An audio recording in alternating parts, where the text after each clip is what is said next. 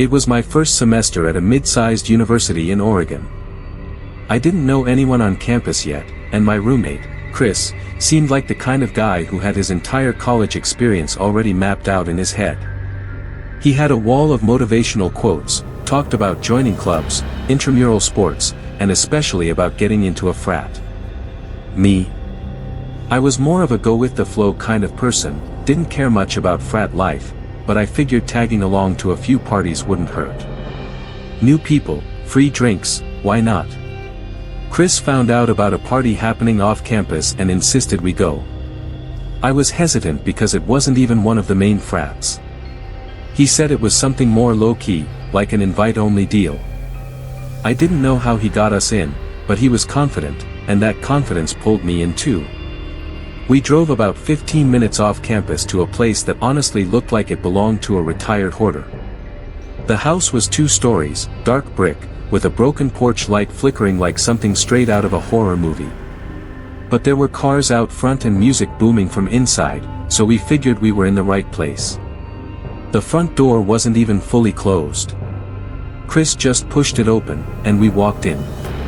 The inside smelled like mold and stale beer. There were maybe 30, 40 people packed into this tight living room, most of them guys. And the lighting, it was so dim, it felt like they were trying to hide something. Everyone had that look like they'd been there for hours, glossy eyes, slurred speech, awkward energy. It wasn't a fun party. It was uncomfortable. Like walking into the middle of something you weren't supposed to see. Chris disappeared into the crowd pretty quickly, striking up conversations like he was running for office. I hung back by the wall, sipping a warm beer someone shoved into my hand. That's when a tall, thin guy in a gray hoodie came over. He introduced himself as Eli. His smile was wide but didn't reach his eyes. He asked if I wanted something stronger. I said I was good, but he handed me a little cup of something dark and sticky anyway, saying it was special house brew, whatever that meant. I should have said no. But something about the room, about wanting to not stand out in this weird setting, made me say yes. I took the shot. It burned like acid going down, not like any alcohol I've had before. I remember laughing at something he said, and then everything went fuzzy. I couldn't focus on anyone's face. My hands felt heavy. I tried texting Chris, but my fingers weren't working right. I stumbled toward the stairs, thinking maybe I could find a bathroom and splash water on my face. Instead, I found a door at the end of the hall. It was cracked open just a little, so I pushed it. The room inside was pitch black. Not just dark, black. But I stepped in anyway, thinking I could maybe sit down for a second until the dizziness passed. I must have blacked out.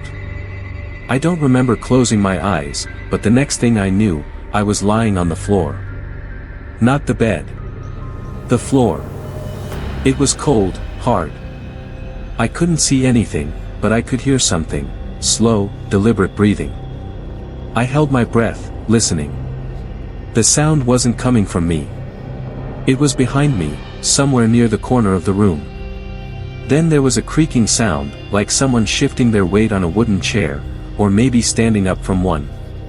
I forced myself up, heart pounding, and groped along the wall until I found the door.